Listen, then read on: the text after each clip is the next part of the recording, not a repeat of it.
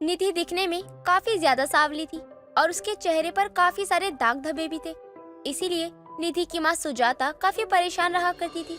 एक दिन निधि की माँ सुजाता मेडिकल से निधि के लिए क्रीम लेकर आती है और निधि को देते हुए कहती है, निधि, ये दवाई मैं मेडिकल से लाई हूँ।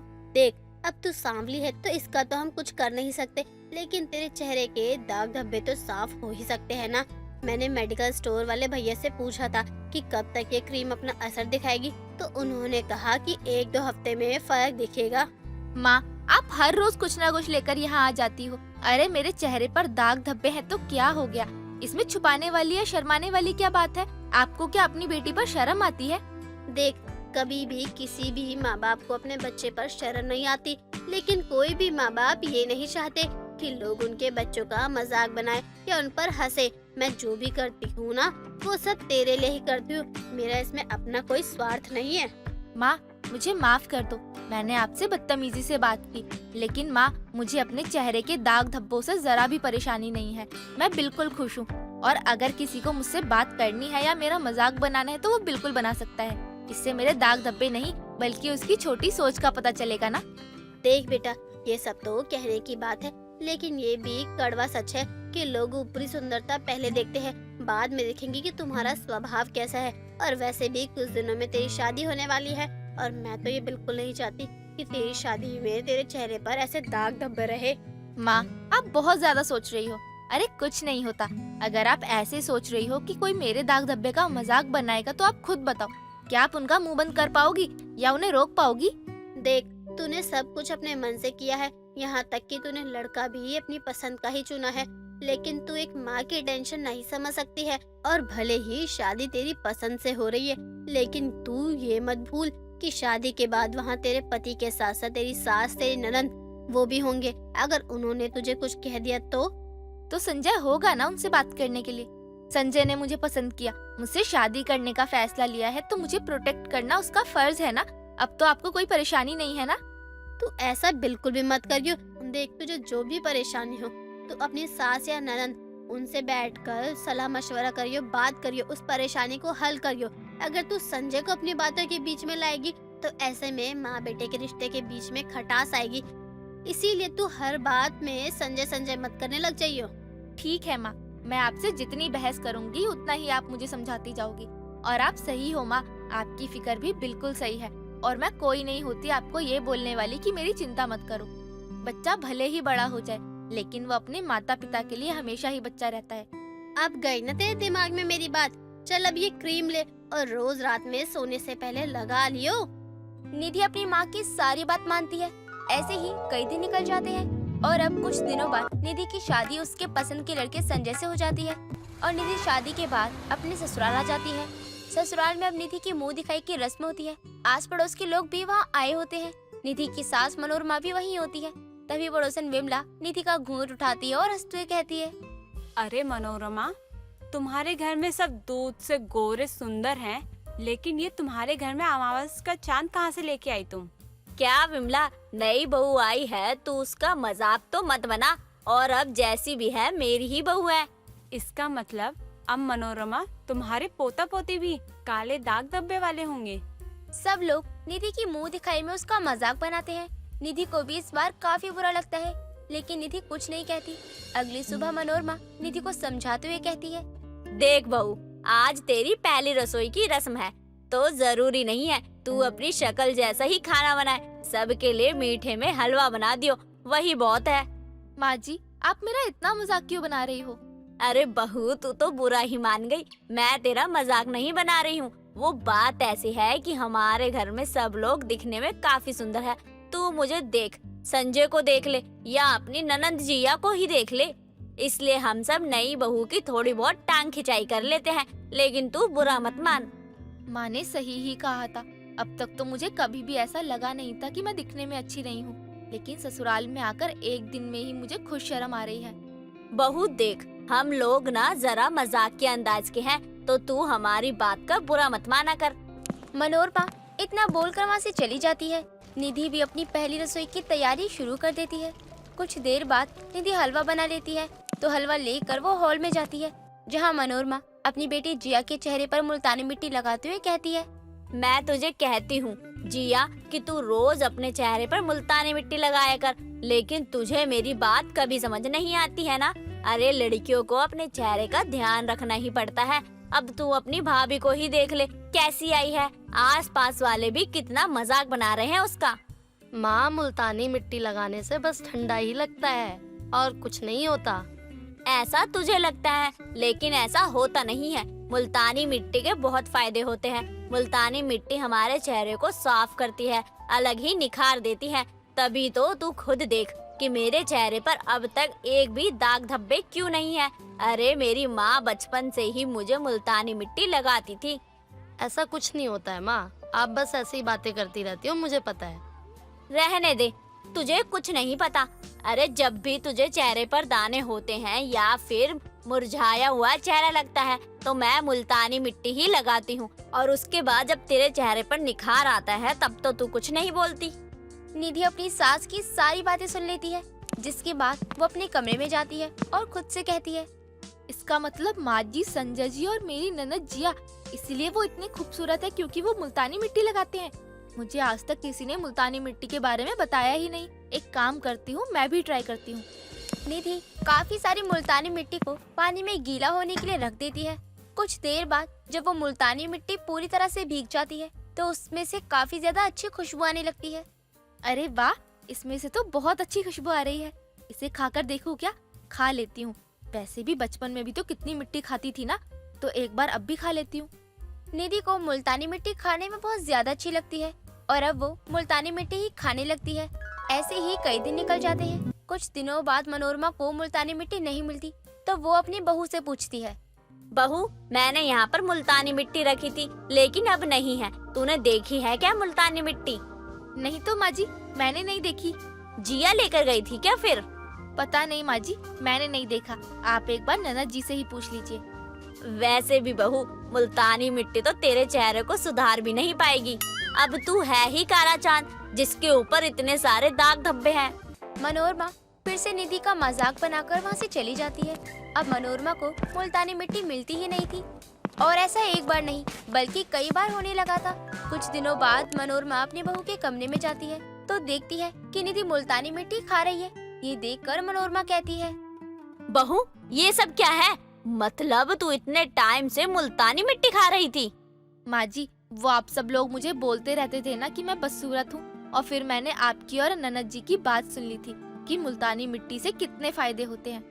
अरे बहू, ऐसा कुछ नहीं है। मुल्तानी मिट्टी लगाने के फायदे हैं लेकिन खाने के बस नुकसान है। तेरे पेट में पथरी बन सकती है। हमने अब तक जो भी तुझे कहा उसके लिए माफी मांगती हूँ। मुझे नहीं पता था कि तुझे इतनी बुरी लग जाएगी। मुल्तानी मिट्टी खाने के नुकसान ही नुकसान है बहू। मनोरमा अपनी बहू को अच्छे से समझाती है, जिसके बाद निधि को भी अपनी सास की बात समझ आ जाती है और फिर वो कभी मुल्तानी मिट्टी खाती ही नहीं है और बस अपने चेहरे पर ही लगाती है। कृतिका अपने कॉलेज कैंटीन के काउंटर पर जाकर समोसे ऑर्डर कर कैंटीन में खाली टेबल देखकर बैठ जाती है। कुछ देर में वेटर समोसे लेकर वहाँ आता है। तभी ट्रे में खाली समोसे देखकर कृतिका वेटर को घूरते हुए कहती है, इस कैंटीन में समोसे के साथ टोमेटो सॉस देने का रिवाज नहीं है क्या? मतलब खाली समोसा उठा कर ले आए, पानी के साथ खाऊं मैं इसे? तभी वेटर जाकर एक छोटी सी कटोरी में टोमेटो सॉस लेकर आता है और कृतिका मजे से टोमेटो सॉस के साथ समोसे खाने लगती है। कुछ देर में एक समोसे के साथ ही वो 2-4 कटोरी सॉस खत्म कर वेटर को बुलाकर कहती है, अरे भैया, थोड़ी सॉस ला देना। मैडम, पहले ये बता दो कि यहाँ समोसे खाने आई हो या टमाटो सॉस? मतलब तब से 3-4 कटोरी सॉस ले लिया आपने और अभी तो एक ही समोसा खत्म किया है। हाँ, तो आपको क्या दिक्कत हो रही है? अभी समोसे के साथ सॉस देने में भी कंजूसी करोगे क्या? ऐसा है मैडम, 30 रुपए के समोसे में अब 20 की तो सॉस ही घटक गई, इसलिए अब आखिरी कटोरी सॉस लेकर आऊंगा, उसमें ही अपना ये बचा हुआ समोसा निपटा लीजिएगा। हाँ हाँ, ले भी आओ। तभी वेटर उसके लिए सॉस लेकर आता है और गुस्से से घूरते हुए सॉस की कटोरी जोर से पटक कर चला जाता है। कुछ देर में कृतिका भी वहाँ से चली जाती है। कृतिका की जुबान को टोमेटो सॉस का चस्का था, जिसके कारण वो टोमेटो सॉस खाना बहुत पसंद किया करती। एक दिन सुबह नाश्ते के समय जब उसकी माँ पास्ता परोसी है तो वो झट से कहती है, वाह वाह पास्ता सही है माँ, लगे हाथ जरा फ्रिज से टोमेटो सॉस भी पकड़ा देना। कौन सी सास? अरे माँ सॉस नहीं सॉस पकड़ा दो, सॉस रेड रेड वाली। अच्छा वो टमाटर की चटनी, वह तो खत्म हो रही है, फ्रिज में बाकी उसकी खाली बोतल पड़ी होगी। क्या टोमेटो सॉस खत्म हो गई? कब, कैसे और किसने खत्म करी? अरे खत्म हो गई थी तो लानी चाहिए थी ना आपको। टोमेटो सॉस के बिना मेरा मूड अधूरा है। अरे तू भी अजीब है, जब देखो उस टमाटर की चटनी के लाने मरती रहती है। आज तो तेरी पसंद को ये पास्ता भी बनाया है, भला उसमें चटनी की क्या जरूरत? अरे माँ आपके बनाए पास्ते में स्वाद आता और इसमें टोमेटो सॉस ऐड करके सॉसी पास्ता हो जाता मस्त वाला, और मैं मस्त वाला स्वाद लेकर अपने पूरे दिन की शुरुआत करती। मतलब खाने में चाहे 56 भोग परोस दो, लेकिन तो को तो वो टमाटर की चटनी ही भाएगी। अरुणिता बोल ही रही थी कि तभी कृतिका फ्रिज में रखी टोमेटो सॉस की बोतल निकालती है, जिसमें बहुत थोड़ी सी सॉस थी। कृतिका उसे ही पास्ते में मिलाकर खाने लगती है और उसकी टोमेटो सॉस के लिए दीवानगी देखकर अरुणिता उसे घूरती रहती है। समय बीतता है। एक शाम वो अपनी फ्रेंड आयुषी के साथ घर आ रही थी। तभी कृतिका अपने बैग से टोमेटो सॉस का पैकेट निकालकर उसे खाने लगती है। उसे ऐसी टोमेटो सॉस खाते देखकर आयुषी कहती है, तू बैग में भी टोमेटो सॉस के पैकेट रखने लगी, तेरी भूख क्या इससे ही मिट जाती है? अब इससे क्या ही भूख मिटेगी, बस मुंह में कुछ चटपटा होने का एहसास होता रहता है तो अच्छा लगता है। यार जैसी तू अजीब वैसे तेरी बातें अजीब। मतलब टोमेटो सॉस इतनी किसको पसंद होती है? माना कभी सैंडविच पकोड़े कचौड़ी के साथ खा ली, लेकिन सिर्फ सॉस कौन खाता है यार? अभी कौन खाता है कौन नहीं खाता मुझे क्या लेना देना, मैं खाती हूँ बस मुझे इतना पता है। तुझे भी चाहिए तो बोल, 10-12 पैकेट और पड़े होंगे बैग में। अबे जाना, मुझे कुछ खास पसंद नहीं, और थोड़ा जल्दी चल ले, बस भी पकड़नी है। चल रही हूँ, अभी क्या मेरे पैरों में पहिए लगवा लूं? उसकी बात पर आयुषी जोर से हंस पड़ती है। एक दिन कृतिका हॉल में जमीन पर पड़ी होती है और उसके मुंह पर कुछ लाल लाल सा लिक्विड लगा होता है। तभी वहाँ भरी बाल्टी और पोंछा लिए उसकी माँ सफाई करनी आती है, तो कृतिका को जमीन पर बेसुध पड़ा देखकर डर के मारे उसके हाथ से भरी बाल्टी जमीन पर गिर जाती है। तभी वो उसके पास जाकर उसे झिकझोरते हुए कहती है, हाय मेरी लड़की को क्या हो गयो? अरे कृतिका उठ, तेरे मुंह से जे खून कैसे बह रहा है? हाय दैया क्या हो गयो मेरी लड़की को? कृतिका अरे बोल ना, है कि निकल ली? उसके चिल्लाने की आवाज सुनकर आसपास के पड़ोसी भी घर में आ जाते हैं और कहते हैं, क्या हुआ अरुणिता जी, कृतिका बिटिया ऐसे क्यों जमीन पर पड़ी है? मन कर रहा है वहाँ को, अरे आंखन के अंधे दिख ना रहो, लड़की बेहोश पड़ी है, मुंह से खून बह रहा है। अरे पर हुआ क्या कृतिका को? मोए ना पता का हो गो, अच्छी खासी तो सोफन पर बैठी थी, पता ना अचानक के हो गयो। आजकल लोग अचानक ही निपट जाते हैं, क्या कर सकते हैं? ना ना ऐसा ना बोल, इकलौती नलायक औलाद है मेरी, इसके बिना मैं कौन के लिए जीऊंगी? उठ कृतिका उठ। इतना कहकर अरुणिता दहाड़े मार मार कर रोने लगती है और उसकी आवाज से कृतिका आंखों को मसलते हुए जाग कर कहती है, अरे किस बात का रोना पीटना मचा रखा है, और ये पड़ोसी यहाँ क्या कर रहे हैं? अरे कृतिका तो होश में आ गई। अरुणिता जी होश में? मैं बेहोश कब हुई? तू जिंदा हो गई, तुझे कुछ ना हुआ? अरे ऐसे कैसे बेसुध पड़ी थी जमीन पर? बेसुध नहीं माँ, नींद में थी। वो सॉस खाते खाते कब आँख लग गई पता नहीं चला और मैं नीचे गिर गई। और जे तेरे मुंह पर खून? खून? अरे माँ खून नहीं है, टोमेटो सॉस है। कहा तो खाते खाते आँख लग गई थी, कटोरी भी है टेबल पर। तभी कृतिका अपने मुंह पर लगी टोमेटो सॉस को साफ करती है और सभी पड़ोसी अरुणिता का मजाक बनाकर वहाँ से चले जाते हैं। तभी अरुणिता कृतिका के सर पर जोर से मारकर कहती है, जा टमाटर की चटनी सड़ जाए, फफूंदी पड़े जा में। इसके चक्कर में ना जाने कितने आंसू बहा दिए, और इतनी गहरी नींद में कौन सोता है? अरे इसमें मेरी क्या गलती है? आप गलत समझ बैठी तो थोड़ा दिमाग लगाती, अचानक से मुझे क्या हो जाएगा? दिमाग को तो तू अपने चला, और खबरदार आज के बाद ऐसा कुछ हुआ तो आँखन भिगा दी, हाँ नहीं तो। इतना कहकर वो अपने दोनों हाथों को मसलकर जोर से कृतिका के सर पर मारते हुए वहाँ से चली जाती है। समय बीतता है।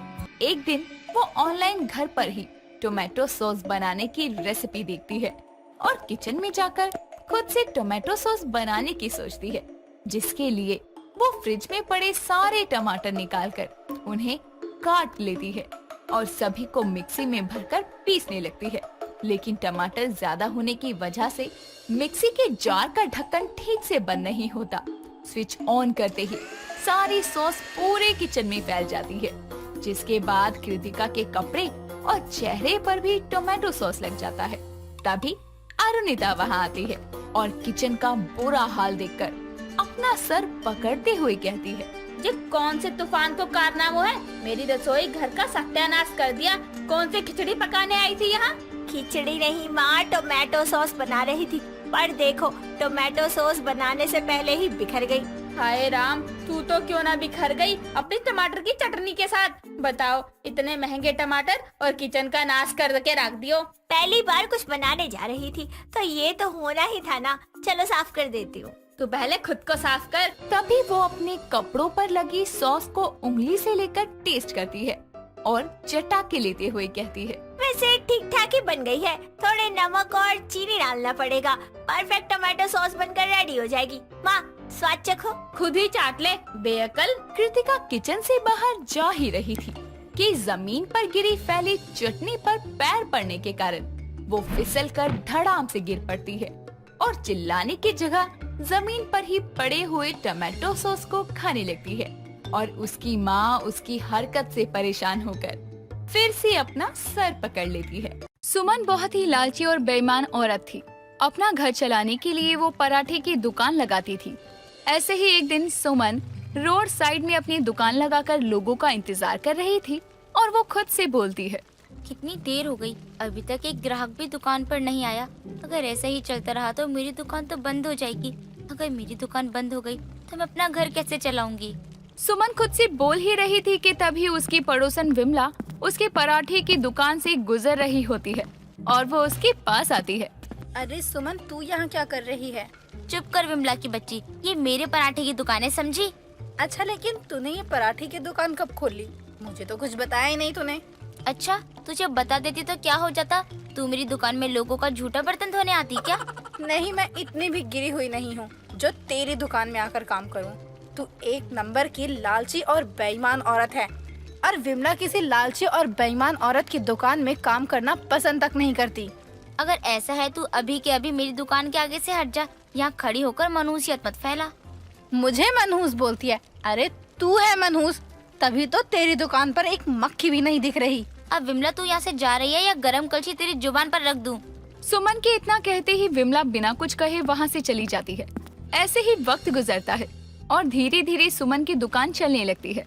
ऐसे ही एक दिन सुमन पराठे बना रही थी कि तभी एक आदमी आता है। बहन जी, पराठे मिलेंगे क्या? बिल्कुल भाई साहब, आप बताओ आपको कितने पराठे लेने हैं? जी मुझे 2 पराठे लेना है, आप मुझे जल्दी से पैक करके दे दो। जी मुझे बस 5 मिनट दीजिए, मैं अभी आपको स्वादिष्ट पराठे बनाकर दे दूंगी। सुमन इतना बोलकर पराठा बनाना शुरू कर देती है और कुछ देर बाद आदमी को पराठा देते हुए कहती है, लो भाई साहब, ये लीजिए आपके गर्मा गर्म पराठे। जी आपके कितने रुपए हो गए? एक पराठे का आपका 20 रुपया होता है, तो आपके 40 रुपए हो गए। इतने महंगे पराठे? इस पराठे में कोई सोना छुपा कर रखा है क्या आपने? सोना तो नहीं, लेकिन इस पराठे का स्वाद छुपा कर रखा है। एक बार खाओगे तो बार बार आओगे। ये चीज तो खाने के बाद ही पता चलेगा। आप पराठा खाओ और अच्छा ना लगे तो मुझे बताना। आदमी सुमन को 40 रुपए देता है और पराठे लेकर अपने घर चला जाता है। आदमी के जाने के बाद सुमन खुद से बोलती है, चलो सुबह सुबह तो बौनी हो गई, अब बस पूरे दिन में ये पूरे पराठे बिक जाए तो पूरा दिन अच्छा जाएगा। वैसे क्यों नहीं बिकेंगे, मेरे हाथों में आखिर स्वाद भी तो है। एक बार जो मेरे हाथ के पराठे खाता है वो बार बार आता है।